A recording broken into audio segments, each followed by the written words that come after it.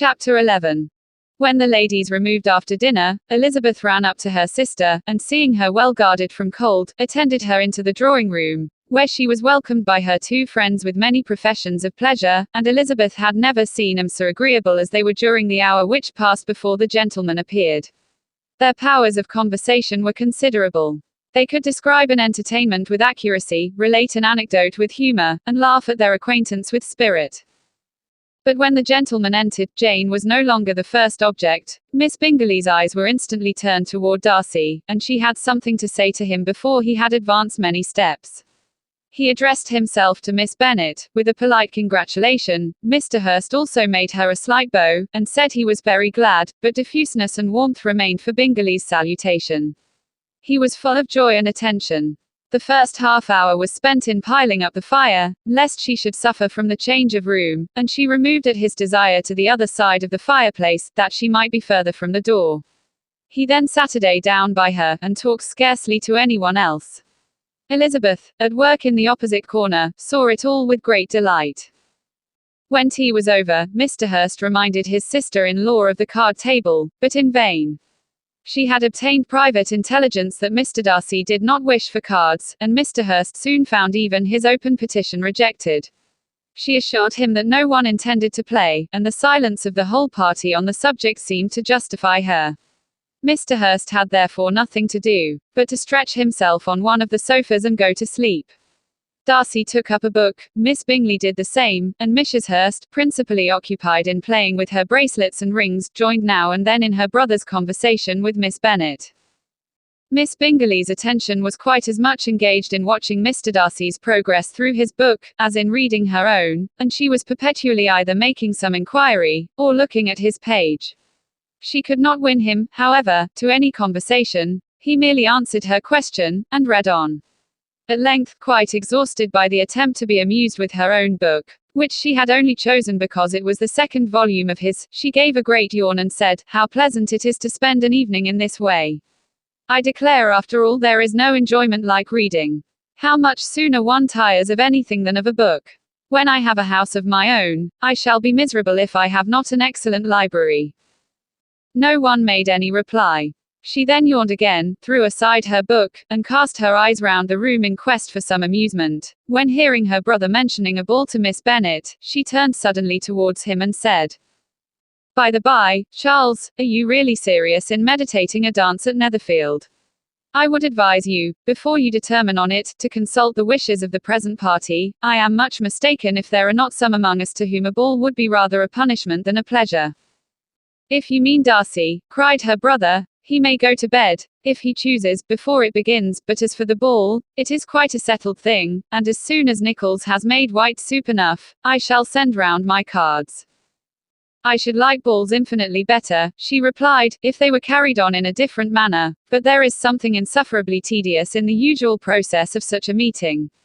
It would surely be much more rational if conversation instead of dancing were made the order of the day."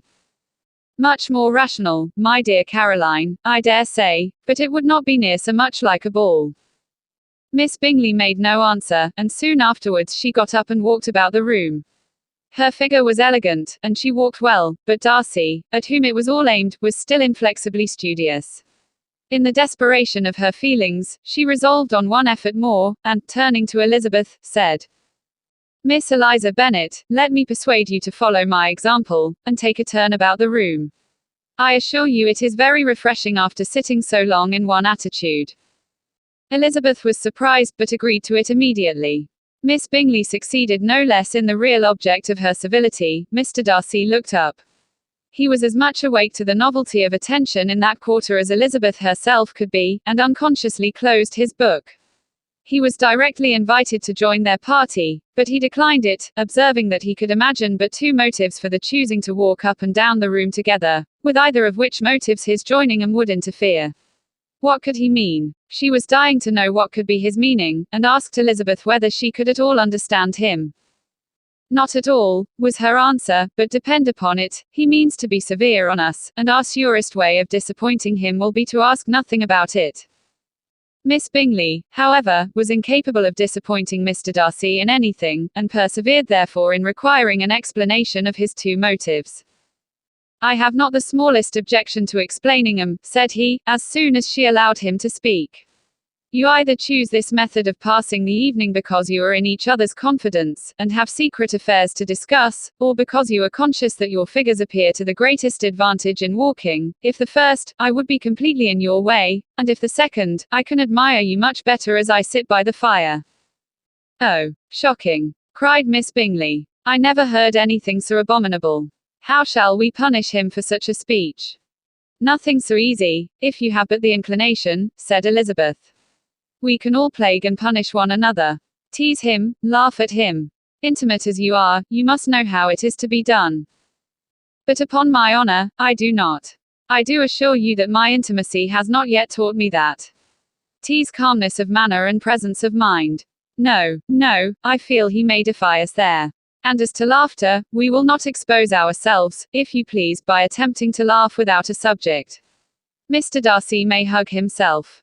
Mr. Darcy is not to be laughed at, cried Elizabeth. That is an uncommon advantage, and uncommon I hope it will continue, for it would be a great loss to me to have many such acquaintances. I dearly love a laugh. Miss Bingley, said he, has given me more credit than can be. The wisest and the best of men, nay, the wisest and best of their actions, may be rendered ridiculous by a person whose first object in life is a joke. Certainly, replied Elizabeth, there are such people, but I hope I am not one of them. I hope I never ridicule what is wise and good. Follies and nonsense, whims and inconsistencies do divert me, I own, and I laugh at 'em whenever I can. But these, I suppose, are precisely what you are without. Perhaps that is not possible for anyone. But it has been the study of my life to avoid those weaknesses which often expose a strong understanding to ridicule. Such as vanity and pride.